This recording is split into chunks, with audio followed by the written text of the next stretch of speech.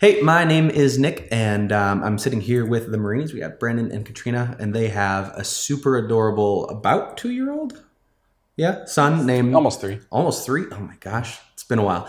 Son named Cyrus, and there's a really cool story just kind of regarding him.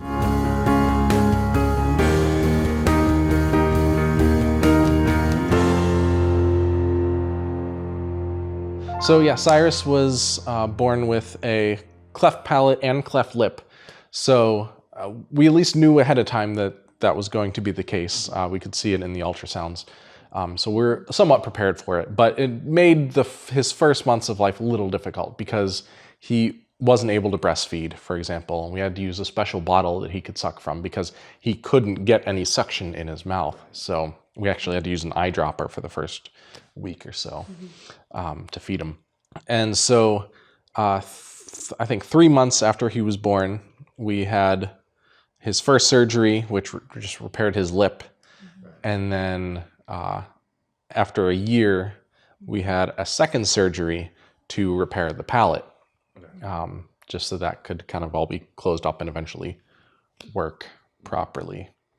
And so then after that second surgery, there were some further difficulties, which I think Katrina can elaborate on. Yeah, when he first came out of surgery, he was in a lot of pain, which is not surprising.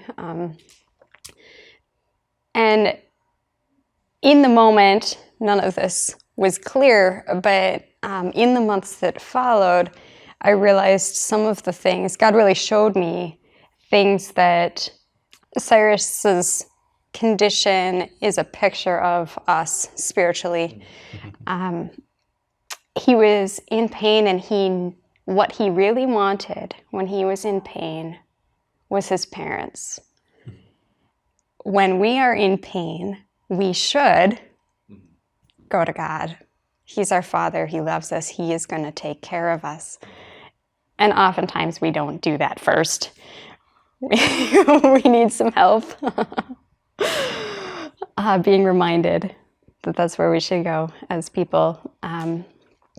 If there were additional things, he had trouble eating after that surgery because his mouth hurt. How old was he after the He second was surgery? about a year old. Just over a year. So was he getting into solids at this point already? Yeah. Well, I suppose We had just started trying to transition into solids, and then he had the surgery, so we had to go back to basically liquids. Yeah, and he basically, the first week after his surgery, he basically consumed nothing but milk. Yeah. Which was challenging for him and for us. He also had a lot of things that he could do for a while. Like he still enjoyed reading stories and looking out the window and walking around. But then after a while, he would be in pain again. Eating in particular was really hard. Yeah. Because when he would, there were certain foods when he would try to eat it and swallow it, his tongue would like click against the roof of his mouth. Because he was kind of having to relearn how to eat. And when that happened, you could see it. He would be eating, and then suddenly he would just burst into tears, and you would hear a little click in his mouth, and it was just painful. And then he just wouldn't eat anymore because it hurt, and he couldn't get anything else in his mouth, and so it was a struggle to try to get him to eat enough. Yeah. How long did this last? It was about 2 weeks. Wow. And then after that period, he had a couple more days when he could eat softer things, applesauce or yogurt. And then he was able to eat basically anything again. One of the things that stood out to me with the surgery is that we need surgery on our souls to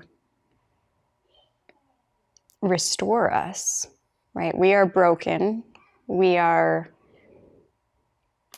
missing pieces, perhaps, or have things that are not aligned, not the way they should be. Cyrus's inside of his mouth was not the way it should be.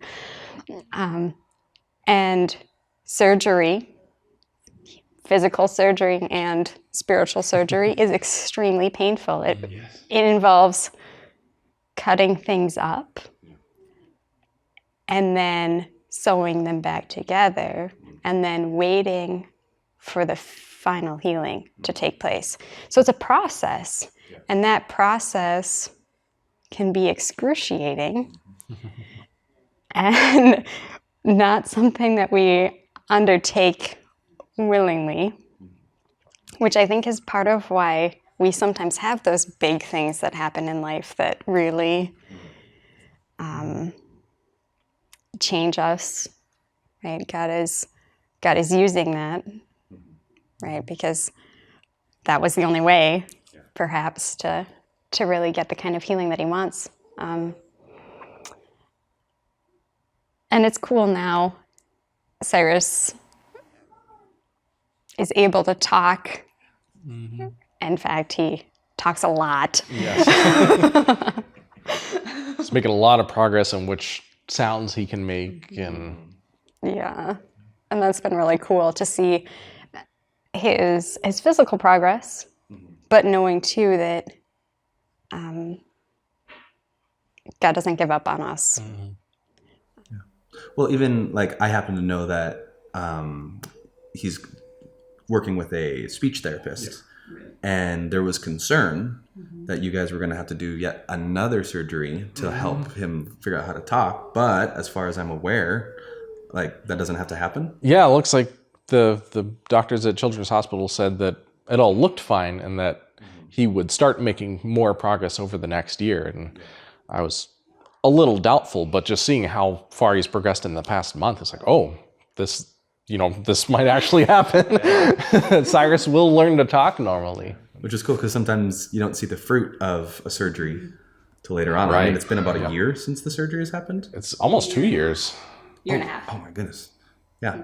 So it's really cool that he doesn't have to go. And I mean, even at church, I hear him working on different sounds. And I think even like at the time of recording this, it was like 2 weeks ago, he couldn't say something like S's or something like that. And now he can. Yeah, he's starting to put the S's and F's at the beginning of words, which he hasn't done yet. And it's really cool. Mm-hmm. Cool. Thanks, guys. Mm-hmm. Thank you.